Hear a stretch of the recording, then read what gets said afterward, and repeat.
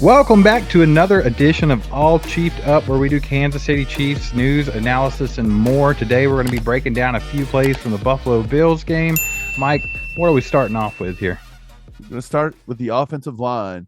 That is a sore spot with Chiefs Kingdom.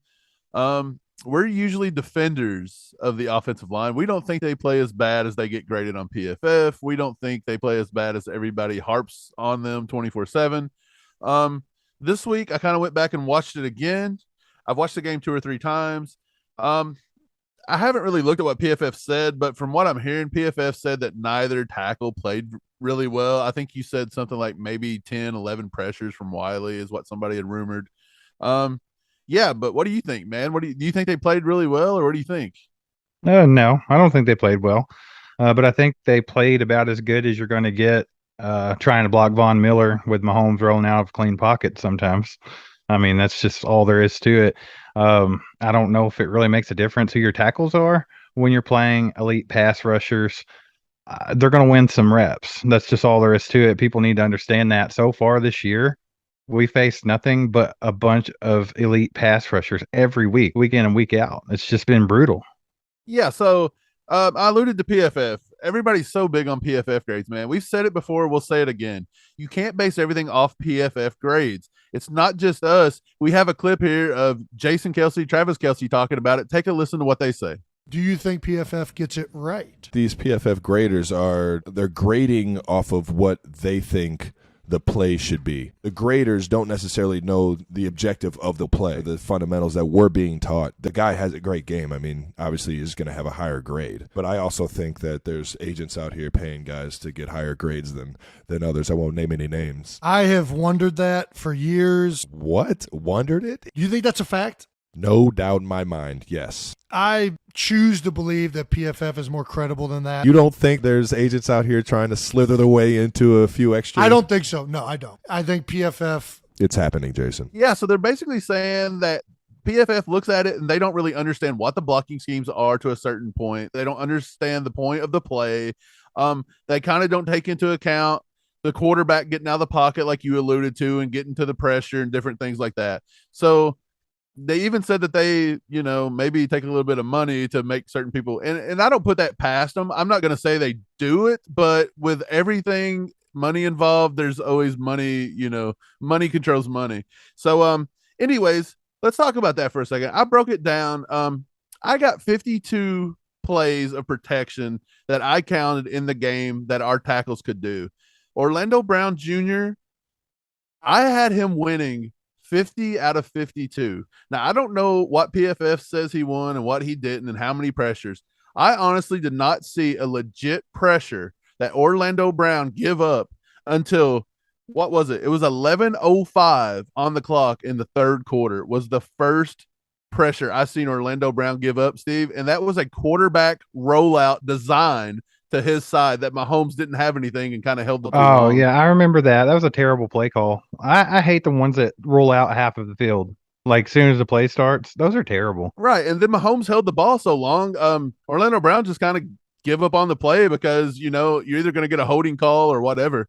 After that one, he did have a false start. He had that in the second quarter. He had the false start before he gave up the first pressure. The false start was bad, but come on, man. You're going to have that every once in a while. Mahomes is hard calling. The stadium's loud. You got to, he gets beat with speed rushers anyways. That's just going to happen every once in a while. His last pressure was actually, it was almost, I think it was a sack. I don't know who they give the sack to. I think they initially give it to Wiley's side. Von Miller got it, but it was 10:42 in the fourth quarter. Him and Wylie both missed. Those guys just crashed on Mahomes. Mahomes tried to step up in the pocket. It didn't happen. But other than that, I thought OBJ played really well. Now, on to Wylie. I cannot defend Andrew Wylie this game, Steve. I just can't do it. 44 out of 52 is what I had him winning. So he lost 8 snaps. Yeah, Wylie obviously looked outmatched the entire game. I mean, that was a sore spot. I think everyone saw it. It just happened time and time again throughout the game. You saw Von Miller just, taking his lunch money from him. And like I said, I mean, what do you expect from a guy like Von Miller? Like, he's a first ballot Hall of Famer. The guy's a beast. Everyone knows it. That's why Buffalo went and got him just to beat the Chiefs. That's the only reason they even got Von Miller. Paid him handsomely for it. But Andrew Wylie, we've talked about before, he's not particularly a starting right tackle in the league. It's just who we had to plug in place because we didn't have one. Kennard is not ready to go yet. He's still young. He come out of a run happy offense in Kentucky, and they just don't think that he's going to adjust well on the passing protection. And yeah, he probably would have got absolutely tore up by Von Miller. So it is what it is. I know a lot of people's pretty pumped about, you know, Veach restructuring Kelce today. They think that maybe we're going to look for a right tackle. And of course, other people have other things in mind, like Brian Burns and OBJ and stuff like that. So, but yeah, I mean, I think it is what it is. Wiley got beat all day. But I mean, out of all the games this year, this is his worst. So, I mean, you can't complain too much. Yeah, so he missed a cut block. He missed on a stunt block. Von Miller ended up having 2 sacks. Even on the very last play where Mahomes threw that pick, Wiley done pretty good at the very end of it, though his guy got off of him. But again, what I did notice is Wiley did struggle. He did struggle. You cannot, you can't condone Wiley's actions this game. He did struggle. But as you said, he matched up against Von Miller a lot. And when OBJ on the other side was known to struggle against speed rushers, did you notice that they didn't really put him against Orlando Brown? They moved him to Wiley's side because he was having more success there. So I think that speaks a little bit to Orlando Brown. We have to stop being so hard on him. I don't think Orlando Brown played too bad. I would probably give him a solid B on the day. And I think Wiley probably is about a C- to a D. I don't know. If he had to give up 1 or 2 more sacks, he'd have been a solid F, and we just should have benched him. But other than that, that's what it is. But I will say we're going to show one clip here of Wiley. And Mahomes creates his own pressure. Let's just put it that way. Okay, so on the play, you're going to see a back end zone view. You're going to see it initially comes out, and everybody is fine. Everybody's accounted for. Everybody looks good. Mahomes has got a nice, clean pocket. You're going to see their middle linebacker come up the middle on a delayed blitz, and you're going to see Creed Humphrey get there just a tad bit late. If you look at the play, though, every position, Trey Smith, OBJ, Tooney, Wylie, they all have their guy. Actually, Creed has his guy. He's double teaming.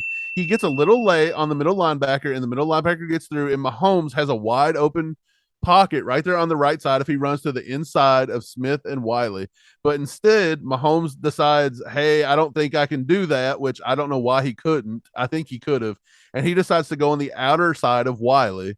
And when he does that, Wiley's blocking him that way, obviously. So the guy just pulls off of Wylie, chases down Mahomes. Mahomes has to throw it away. If Wylie does anything right there to prevent that, it's a hold. They're going to give us a 10-yard penalty anyway. But that's the kind of play I'm showing, that Mahomes created his own pressure there by not seeing the pocket properly, by not stepping up into the clean pocket. Mahomes always has this problem of wanting to roll out of the pocket one way or the other.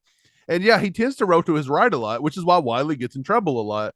But in that particular play, you could see Wylie did not really do anything wrong, yet PFF graded that as a pressure for Wylie and lowers his grade. So I think you can see by that, some of this PFF stuff is unwarranted. And if that doesn't show it, I don't know what will. Right. So in the big scheme of things, do you think that Patrick Mahomes maybe feels a lot of pressure? They say seeing ghosts in the secondary, but is he feeling that pressure even when it's not there sometimes, just because of so many plays lost by the offensive line? Do you think that has something to do with it?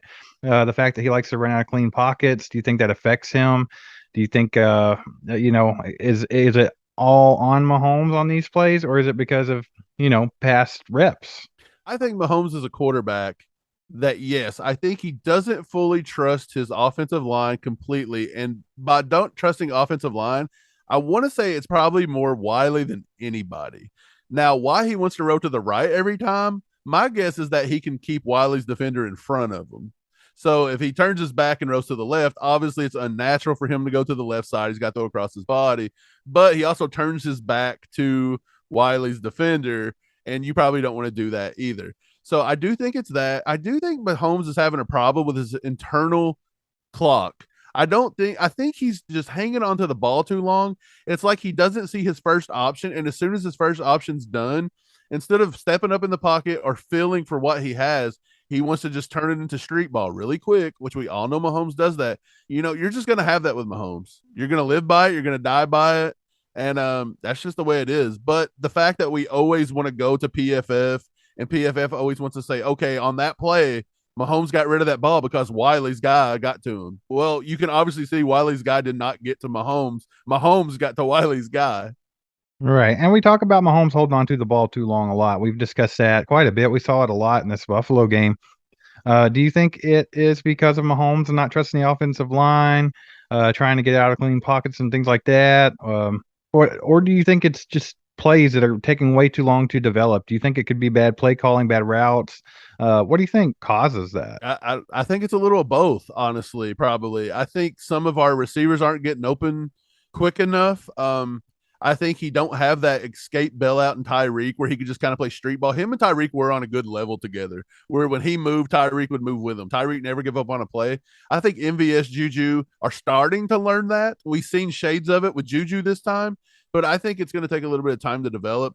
And then Mahomes is just going to have to start trusting his offensive line better. I know they have to earn that trust, but yeah, there's just, I think it's a little bit of both. I think you're right. Right. I think he's got to stop being hesitant, though, because I think when Mahomes gets hesitant to throw the ball, you're not always going to get a bunch of separation in the NFL. Like, you're either going to have to throw your receiver open or you're going to have to fit in the tight windows a lot of the time. And if you ever notice when Mahomes hesitates, that's when he throws his garbage passes that get picked off, just like that last play of the Buffalo game. He had, probably 2.5 full seconds to hit Sky Moore, and he saw him, but he hesitated to throw. He was worried about Milano coming in on a blitz. He hesitated again, hesitated, then threw it way too late and got picked off and lost the game. So I think there's a couple of different factors that go into this. And I think it starts with Andy Reid and Eric Bieniemy. Let's get these plays together. Let's get Mahomes to where he feels comfortable. And let's get these guys open as quick as possible and quit holding on to the ball too much. Yeah, so he said that in the last game. He said on that last play he was actually looking to the out. There was somebody he was looking at over on the corner, and he said he didn't see Sky till it was too late. When he turned back and seen Sky, I almost thought he saw him. I felt like to me, he it should have looked like seen him. it looked like he saw him right off the bat, and he wanted to throw to him, but he hesitated. Right. Maybe it wasn't what it was. But last thing I'll say about the offensive line, and we'll move on, is that Joe Thuney, he did not have the greatest game. I don't think it wasn't the worst game ever, but he did miss a little bit. Even against the Raiders last week, I thought there was times that he did struggle just a slight bit, but overall he's a very solid offensive lineman. You can't really dog that. Trey Smith, he had 3 or 4 misses this game that were pretty bad. Trey Smith is really one of the lowest graded, if not the lowest graded offensive lineman we have this season. He's taken a step back this year. So that's a thing too. He is on Wiley's side, man. So when Smith's struggling, Wiley's struggling, the communication's off. You see that at times, and that carries over. And then of course Creed, I'll just say Creed is a monster. Besides that, the one play I just showed where he was a little late getting to that delayed blitz, he was pretty much spot on for the day. Creed had to be rated really high. But yeah, I don't think the offensive line is as bad as we think. You got to remember that Buffalo defense is top 5 probably, and Tampa Bay was a top 5 defense.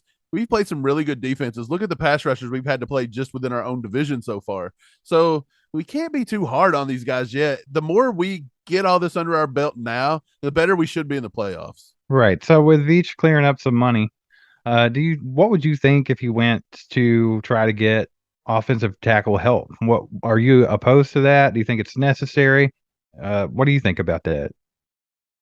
If he wants to go get a right tackle, now's the time. I wouldn't be opposed to it.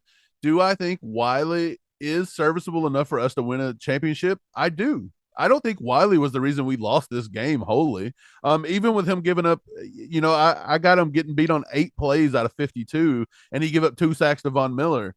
It's like, well, it was the timing of it, basically. Von Miller got there in the last drive or whatever. Some of that's play calling as well. I'm just going to be honest. Some of it's play calling and clock management by our coaches that didn't look very good.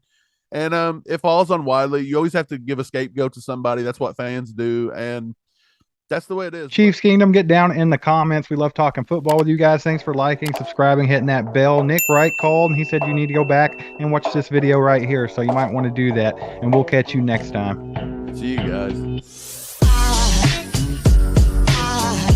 There goes a sight from my soul.